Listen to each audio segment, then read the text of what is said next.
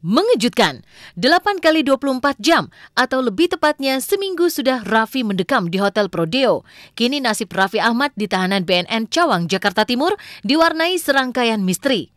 Pasalnya kemarin banyak selebriti yang menjadi sahabat Raffi yang datang berkunjung tapi justru harus gigit jari, bahkan tak tahu bagaimana keadaan Raffi. Jika Jonathan Frizzy sampai harus 2 kali datang agar bisa bertemu Raffi, maka lain halnya dengan Melanie Ricardo. Hari Minggu kemarin, Melanie yang datang bersama Tyson, sang suami, bahkan dibuat kebingungan. Karena meski diberitakan bahwa tidak ikut dipindah ke panti rehabilitasi di Lido, Bandung, seperti ke-6 tersangka lain, namun toh keberadaan Raffi Ahmad tak bisa ditemui dengan alasan yang misterius.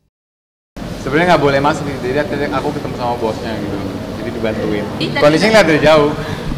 Oh, nggak bisa langsung. Kenapa? Ya? Nggak bisa ketemu langsung berarti? Belum bisa ketemu langsung? Belum. Cuman yang pasti kita semua support dan kita mau coba bantuin Raffi dari sisi moral juga sama semuanya deh. Oke, Cung, kenapa? Nggak, terus terang, memang kan aku tadi bawa makanan, pengen ketemu sama Raffi. Karena kan ya semua teman-teman udah jenguk, aku belum sempat jenguk dari kemarin. Tapi udah nunggu tadi sekitar hampir setengah jam lebih, nggak bisa ketemu sama Raffi. Saya nggak tahu apa kondisinya Raffi masih di sini, apa udah dipindah gitu.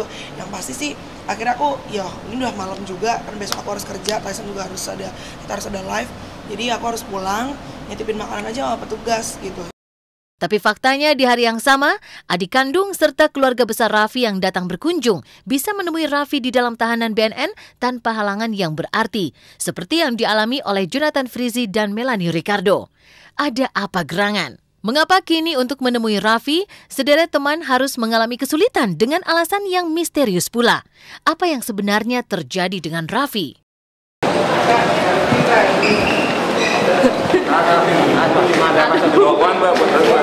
Bawa makanan. Ayam. Maaf ya, makasih ya. Oh, tadi aku cuma nganterin makanan aja, terus ngejenguk, lihat kesehatannya, tapi baik-baik aja. Tadi aku bawain buah-buahan sama ayam goreng. Baik-baik aja kok. Sempat ngobrolin apa tadi? Ngobrolin apa tadi? Oh enggak, cuma ngobrol-ngobrol biasa aja kok. Sekaget seperti rasa runtuh aja dunia ini gitu. Kaget sekali. Belum rampung sedikit keganjilan tentang Raffi Ahmad yang kini kian sulit untuk ditemui, lagi-lagi sebuah kabar heboh lain mencuat.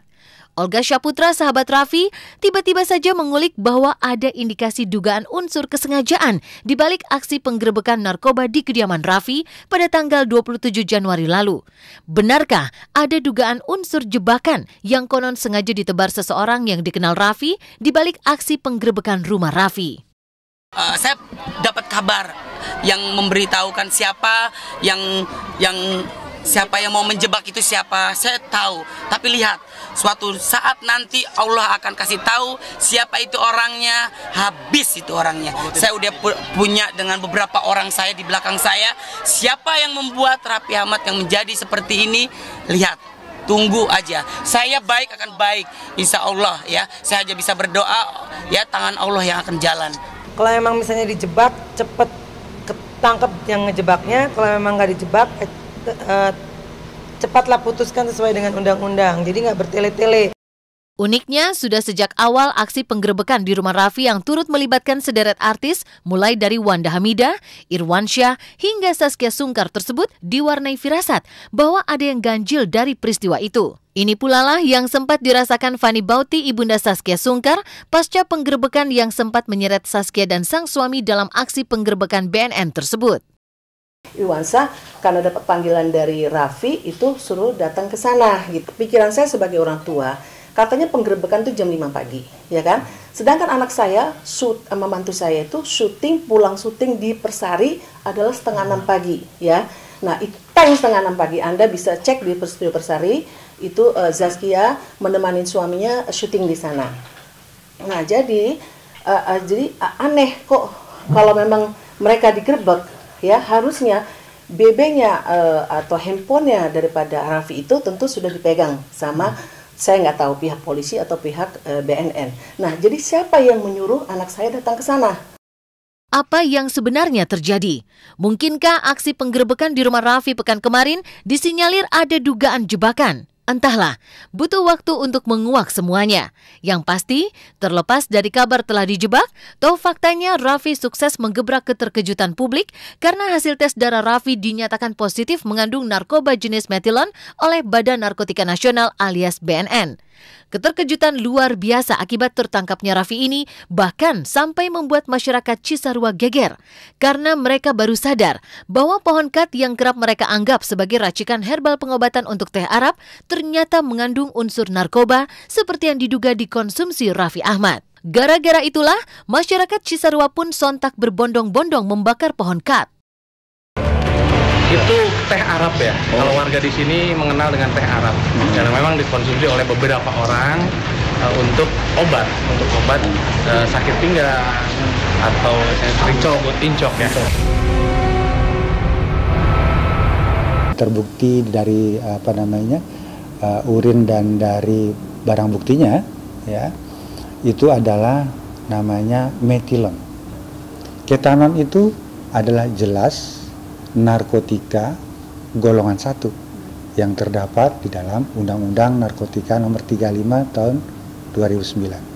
Ya karena Raffi setiap hari bersama saya berusaha untuk hati-hati dengan teman, hati-hati dengan orang-orang sekeliling. Kita tidak pernah tahu orang itu niatnya apa dengan kita. Ada orang yang niatnya memanfaatkan kita, ada orang yang ingin menjatuhkan kita, ada orang yang berpura-pura mau jadi teman kita, tapi orang itu bisa mau meretin duitnya Raffi atau mau nusuk Raffi dari belakang.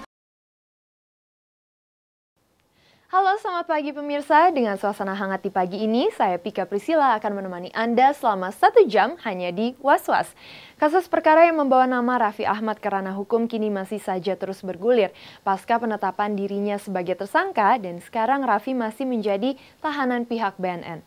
Sementara itu ramai beredar kabar yang mengatakan jika masuknya Raffi dalam lingkungan pengguna narkoba dikarenakan depresi pasca mengalami putus cinta dengan Yuni Syara.